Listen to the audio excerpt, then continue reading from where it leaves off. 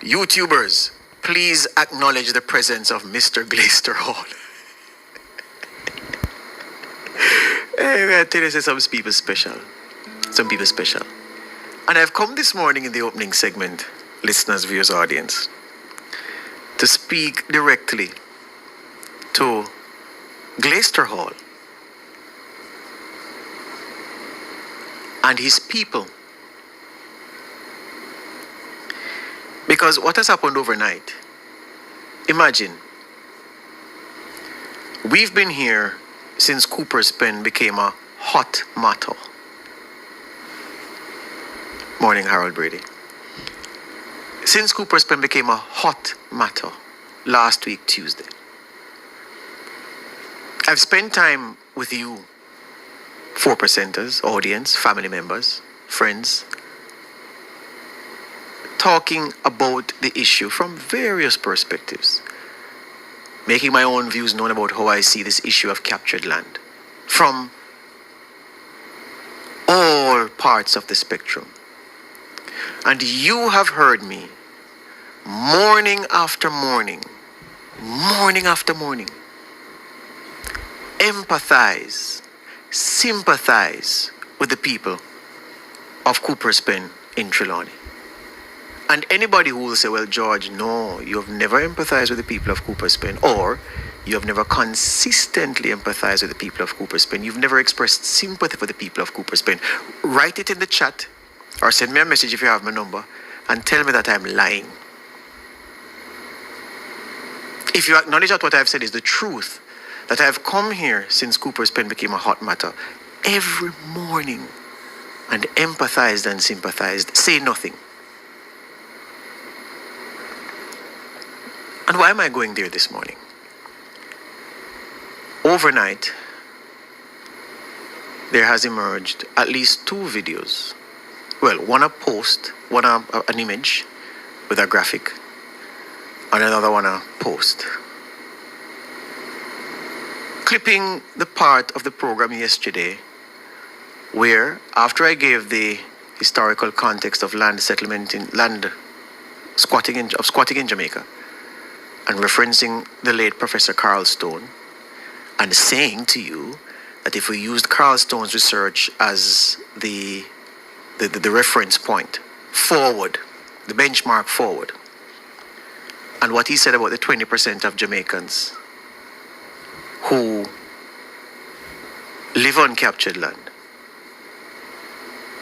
and looking at the historical context, the number of people, and I went into the number of people who have captured land out of necessity because of they working in close proximity to land that is unoccupied and they have no accommodation when they finish work, and how they use the opportunity and they build something on the land and they make something of themselves and they contribute to society. And I was saying that and asking those of you who continue to say that you don't sorry for the people in Cooper's Pen to know you can't harden your heart. Have I not said that every morning? Not a couple mornings, not a few mornings. Every morning since Cooper's Pen has been an issue. Since it came into the news last Tuesday. Every morning without fail. I've said that, including yesterday morning. So, can you tell me why people, including some of little intellect, mental midgets, prostitutes for attention, would clip the segment of the program where I was saying to Nora about Kukudu, so boy, if Kukudu were here, he would have remixed King David to say, see people and leave it alone. Clip that and said that look at OD, and by the way, you got that wrong, it's CD. Thank you. Look at so-and-so laughing at people in Cooper's Pen. That's what has been clipped and put in the videos and the posts. And obviously, I'm not going to respond to certain people because real people respect me. Irrelevant people want beef. because they know that's the only way we are ever going to speak. But I was compelled to respond because of two things. One, an elected representative posted a graphic saying just that look at so and so laughing at the people of Cooper's Pen. It was as specific as that. She posted that, the MP for South St. James, Miss Burchell, posted that. And I said, well, of course, Miss Burchell deserves a response because she's an elected representative, so I can respond to her. That's no problem. She's worthy of the response. The others looking for attention, I'm sorry, no. And I was even, in two minds about that because I'm saying, yeah, but it's a matter of record what you've said about Cooper's Pen and how you've asked people to empathize morning after morning. Even when the people call in during the calling segments and say, boy, I'm not sorry for them, you've said, no, you can't look at it like that. And go into detail as to why it is not the best use of the qualities bestowed upon us as human beings to look at the plight of other human beings and come away with a hard heart, hardened against their plight. It's not a good thing to do. I've done that consistently. But even so, I was saying, leave Miss Burchell's comments alone because, maybe someone gave her bad information because she doesn't listen to this program or programs on this station, so she wouldn't know. So I was saying, all right, Miss Burchell, you were given bad information and you made a post that was misleading, but it's all right, and leave it alone.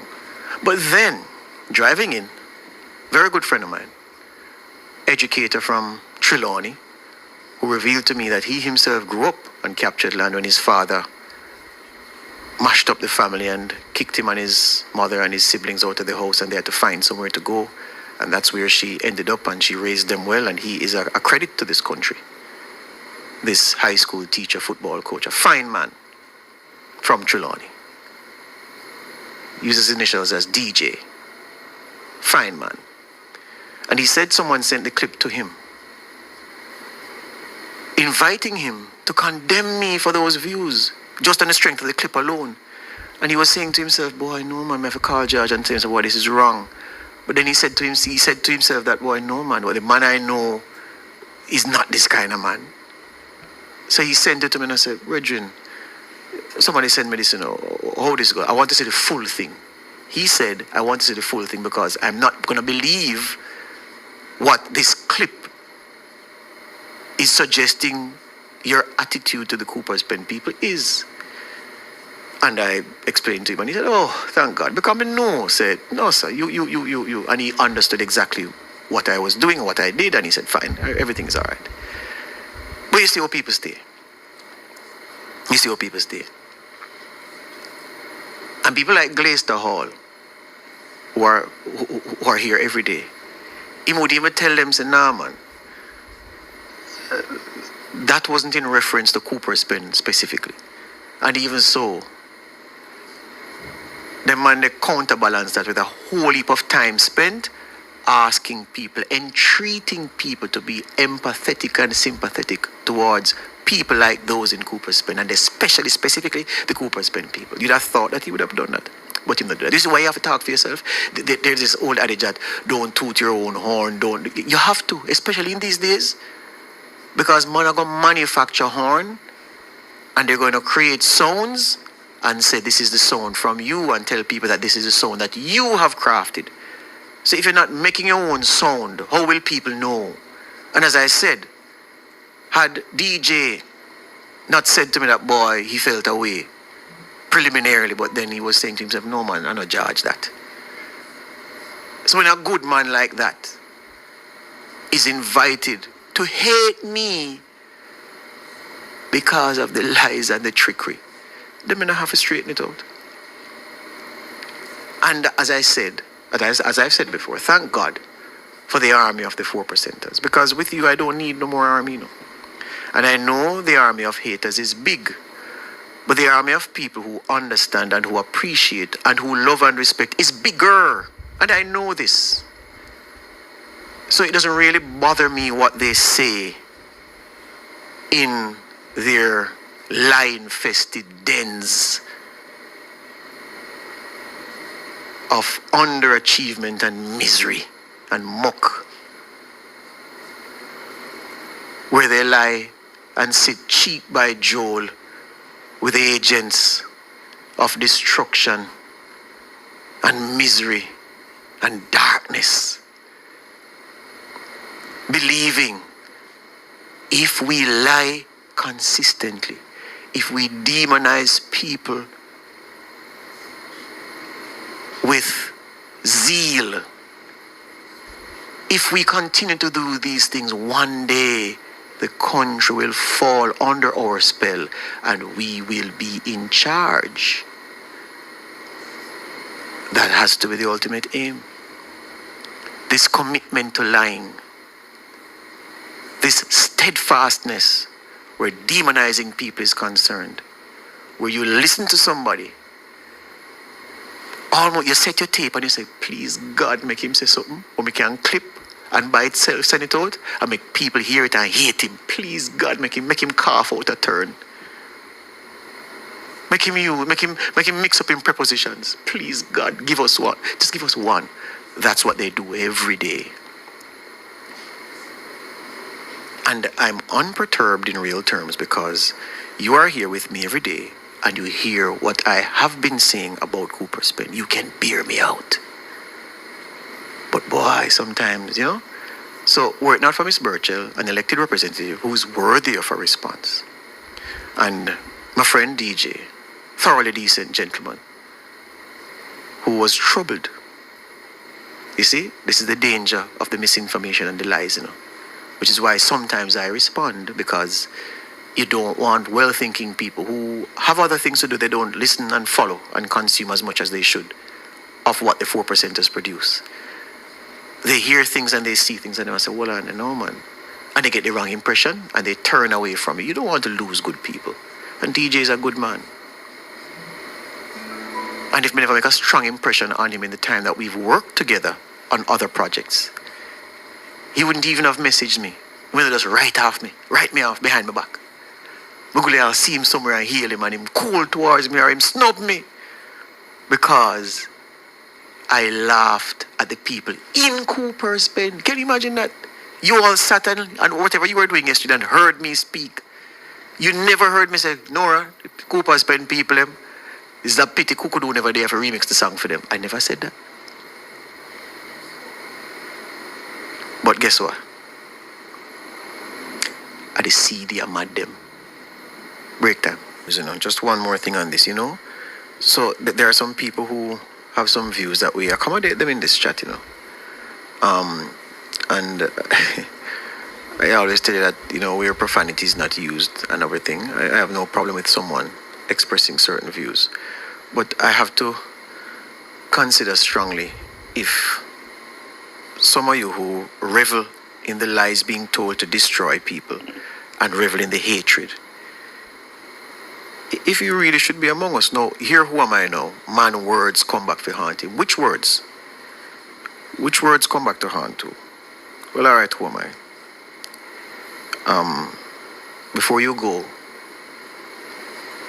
what the lady did say in a Game of Thrones to when she was talking to Jaime Lannister, and she was referring to the poisoning of King Joffrey, and they thought that Tyrion did it. And the woman said, tell Cersei that I did it. Who am I? When you can't post in the chat again, just know I did it. Have a good time. Yeah. As you say, in a phone on neck of the woods, brawling. I can't support people who support the destruction of people's reputations on lies. You're going to say to me, man, words come back for you. Which words? You make it seem as if I had said those things and then catch me, I say it and no, boy, I struggle and I fight. Eh? So, I found him now. Let me do this thing now. There you go.